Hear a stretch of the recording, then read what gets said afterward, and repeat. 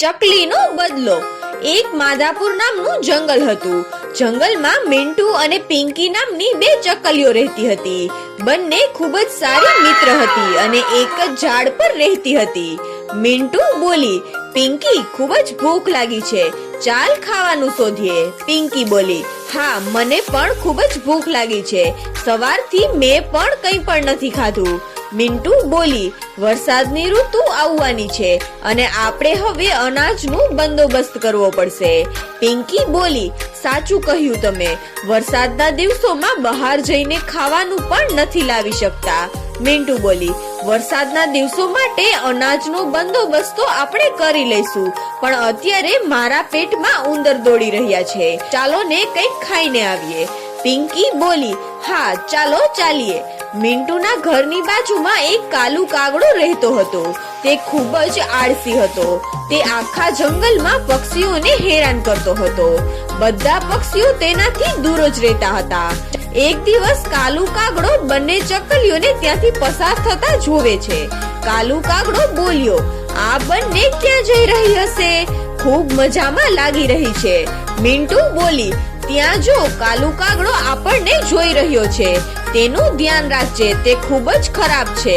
પિંકી બોલી, હા, મને ખબર છે, એટલા માટે જ હું તેમને બોલાવતી જ નથી, તે હંમેશા બીજાઓને હેરાન કરતો રહે છે।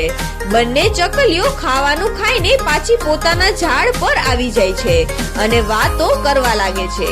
મિન્ટુ બોલી, વરસાદની ઋતુ આવવાની છે અને ઈંડા આપવાનો પણ સમય થઈ ગયો છે, આપણે આપણું ઘર જલ્દીથી બનાવવું પડશે। પિંકી બોલી, સાચું કહ્યું તે, મને પણ એવું જ લાગે છે, ચાલ લાકડીઓ લઈને આવીએ અને આપણું ઘર બનાવવાની શરૂઆત કરીએ। પછી બંને ચકલીઓ લાકડા લેવા માટે જંગલમાં જાય છે અને તે પોતાનું ઘર બનાવવામાં લાગી જાય છે। એક દિવસ કાલુ કાગડો તેને ઘર બનાવતા જોઈ લે છે। કાલુ કાગડો બોલ્યો, આ બંને ઘર બનાવવામાં લાગી છે, જરૂર ઈંડા આપવાનો સમય થઈ ગયો હશે, મારે બંને પર નજર રાખવી પડશે। મિન્ટુ બોલી, ચાલો, ઘર તો બની ગયું, હવે આરામથી રહીશું, વરસાદની પણ કઈ ચિંતા નથી। પિંકી બોલી, ઘર તો ખૂબ જ સારું બન્યું છે, વરસાદનું પાણી પણ નહીં આવે। બંને ચકલીઓ ઘરમાં રહેવા લાગે છે। થોડા દિવસો પછી બંને ચકલીઓ પોતાના ઈંડા આપે છે। મિન્ટુ બોલી, પિંકી, આપણે આપણા ઈંડાઓનું ધ્યાન રાખવું પડશે, કોઈ આવીને આપણા ઈંડા ન ખાઈ જાય।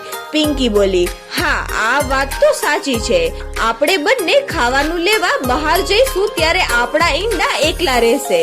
મિન્ટુ બોલી, કઈ વાંધો નહીં, તેનો ઉપાય મારી પાસે છે, આપણે વારાફરતી ખાવાનું શોધવા જઈશું, ગમે તે એકને ઘરનું ધ્યાન રાખવું પડશે, એટલે એક ખાવાનું લેવા માટે બહાર જઈ શકે। પિંકી બોલી, હા, આ વાત સાચી છે, આપણે એવું જ કરીશું।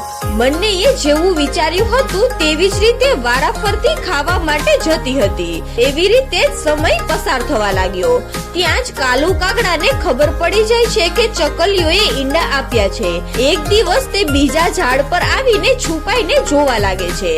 કાલુ કાગડો બોલ્યો, બંનેમાંથી એક ચકલી જઈ રહી છે, એક તો ઘરે જ રહે છે, હવે શું કરું હું? ઈંડા ખાવા માટે કંઈક તો કરવું જ પડશે। બીજા દિવસે ફરીથી કાલુ કાગડો ઈંડા ખાવા માટે આવી જાય છે। જ્યારે મિન્ટુ ખાવાનું લેવા માટે બહાર જાય છે ત્યારે છુપાઈને કાલુ કાગડો પાછળથી બોલે છે, મિન્ટુને કોઈક તો બચાવો, તે ખૂબ જ મુશ્કેલીમાં છે, તેને મદદની ખૂબ જ જરૂર છે, નહીતર કોઈ તેને પકડીને ખાઈ જશે। આવું બોલીને કાલુ કાગડો ઝાડની પાછળ છુપાઈ જાય છે। પિંકી આ સાંભળીને ઘરની બહાર આવે છે। પિંકી બોલી, બહાર તો કોઈ નથી, એવું કોણ બોલ્યું હશે અને તેની વાત સાચી નીકળી તો શું થશે? હવે હું શું કરું? મિન્ટુ મુસીબતમાં છે, મારે જલ્દી જવું પડશે, થોડી જ વારમાં મદદ કરીને પાછી આવી જઈશ। એવું વિચારીને મિન્ટુની મદદ માટે પિંકી ચાલી જાય છે। કાલુ કાગડાને આ જ જોઈતું હતું। જેવી જ પિંકી જાય છે કે પાછળથી આવીને બધા ઈંડા કાગડો ખાઈ જાય છે અને તે ચાલ્યો જાય છે। મિન્ટુ ખાવાનું લઈને પાછી આવી જાય છે અને જોવે છે તો ઘરમાં કોઈ નથી। મિન્ટુ બોલી, હે ભગવાન, પિંકી ક્યાં ગઈ હશે અને અમારા ઈંડા પણ નથી, શું થયું હશે અહીં? મિન્ટુ આસપાસ જોવા લાગે છે. ઘણું શોધવા છતાં તેમને પિંકી અને ઈંડા બંનેમાંથી કોઈ પણ નથી મળતું. મિન્ટુ ઉદાસ થઈને બેસી જાય છે અને રડવા લાગે છે. ત્યાં જ બીજી બાજુ પિંકીને પણ મિન્ટુ નથી મળતી. પિંકી બોલી, મિન્ટુ તો ક્યાંય નથી. મારે ઘરે પાછા જવું જોઈએ. ત્યાં ઘરે ઈંડા એકલા છે. પિંકી જલ્દીથી ઉડીને ઘરે પાછી આવે છે. તે જુએ છે કે મિન્ટુ તો ઘરે આવી ગઈ છે. પિંકી બોલી, તું અહીં કેવી રીતે આવી ગઈ? તું તો જંગલમાં ફસાઈ ગઈ હતી ને? મિન્ટુ બોલી, કોણે કહ્યું હું મુસીબતમાં હતી? મને તો કંઈ પણ નથી થયું. તું ઘર છોડીને ક્યાં ગઈ હતી? અને આપણા ઈંડાઓ ક્યાં છે? જલ્દી બોલ. પિંકી જે થયું તે બધું જ કહી દે છે. મિન્ટુ અને પિંકી સમજી જાય છે કે કોકે જાણી જોઈને એવું કર્યું અને ઈંડાઓને ખાઈને ચાલ્યો ગયો છે. મિન્ટુ બોલી, જેણે પણ આવું કર્યું છે તેને છોડીશું નહીં. સબક શીખવીશું. બીજી વાર એવું કરવાનું તે વિચારશે પણ નહીં. એવામાં બંને વિચારી રહી હતી કે અમારા ઈંડા કોણ ખાઈ ગયું હશે. ત્યારે જ મિન્ટુની નજર ઘર પર પડે છે. એણે જોયું કે કાળા રંગની પાંખ પડી હતી. મિન્ટુ બોલી, પિંકી, આ પાંખ તો કાલુ કાગડાની જ છે. અને જ્યારે હું ઘરે આવી રહી હતી ત્યારે મેં રસ્તામાં કાલુ કાગડાને જોયો હતો. જરૂર આપણા ઈંડા કાલુ કાગડો જ ખાઈ ગયો હશે. આપણે તેને સબક શીખવવો પડશે.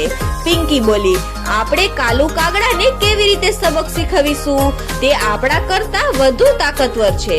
મિન્ટુ બોલી, મારી પાસે એક પ્લાન છે. બસ તું જોતી જા. આપણે કેવી રીતે કાલુ કાગડાને સબક શીખવીએ છીએ. પ્લાન મુજબ કાલુ કાગડાના બાજુવાળા ઝાડ પર બેસીને કાલુ કાગડાને સંભળાય તે રીતે વાતો કરવા લાગે છે. પિંકી બોલી, આપણા ઈંડા તો કોઈ ખાઈ ગયું, પણ આપણા બીજા ઈંડા વિશે કોઈને ખબર નહીં પડવા દઈએ. મિન્ટુ બોલી, હા હા, સાચું કીધું તે. તું ધીમે બોલ, નહીતર કોઈક સાંભળી જશે. આ વખતે આપણે આપણા ઈંડાઓનું ખૂબ જ ધ્યાન રાખવું પડશે. આ બધું કાલુ કાગડાને સંભળાવીને બંને ચકલીઓ ત્યાંથી ઉડી જાય છે. કાલુ કાગડો આ સાંભળીને ખુશ થઈ જાય છે. કાલુ કાગડો બોલ્યો, કાલે સવારે હું ઈંડા ખાવા જઈશ. બંને ચકલીઓને ફરીથી તેવી જ રીતે બેવકૂફ બનાવીશ. પ્લાન પ્રમાણે મિન્ટુ થોડી દૂર એક ઝાડમાં છુપાઈ જાય છે. જેવું જ કાલુ કાગડો આવીને મિન્ટુ મુસીબતમાં છે એવું કહે છે, એ સાંભળીને પિંકી પ્લાન મુજબ ઉડીને મિન્ટુ પાસે જતી રહે છે. પિંકીને જતા જોઈને કાલુ કાગડો બોલ્યો, બંને ચકલીઓ મૂર્ખ છે. જલ્દીથી ઈંડા ખાઈને હું જતો રહું. તેવો જ કાલુ કાગડો ઈંડા ખાય છે કે ત્યાં તેમની ચાંચ તૂટી જાય છે. તે બોલ્યો, અરે આ શું થઈ ગયું? મારી ચાંચ તો તૂટી ગઈ અને હું આ માળા સાથે ચોંટી ગયો છું અને હવે હું ઉડી પણ નથી શકતો. હે ભગવાન, આ શું થયું? ત્યારે જ બંને ચકલીઓ આવી જાય છે. પ્લાન મુજબ બંને ચકલીઓએ પથ્થરને રંગીને ત્યાં રાખી દીધા હતા અને માળામાં ઈંડા પાસે ગુંદ લગાવી દીધો હતો. જેવો જ કાલુ કાગડો ઈંડા ખાવા માટે જાય છે કે તેમની ચાંચ તૂટી જાય છે અને તે ચોંટી જાય છે અને કાલુ કાગડો પકડાઈ જાય છે. કાલુ કાગડાને બંને ચકલીઓ પકડી લે છે અને સબક શીખવે છે. બધા પક્ષીઓ મળીને કાલુ કાગડાને જંગલમાંથી બહાર કાઢી મૂકે છે. ફરીથી આ જંગલમાં ખુશીઓ ફેલાઈ જાય છે. તો બાળ મિત્રો, આ વાર્તા પરથી આપણને શીખવા મળે છે કે આપણે કોઈનું પણ ક્યારેય ખરાબ ન કરવું જોઈએ. જેવું કરો તેવું ભરો છો.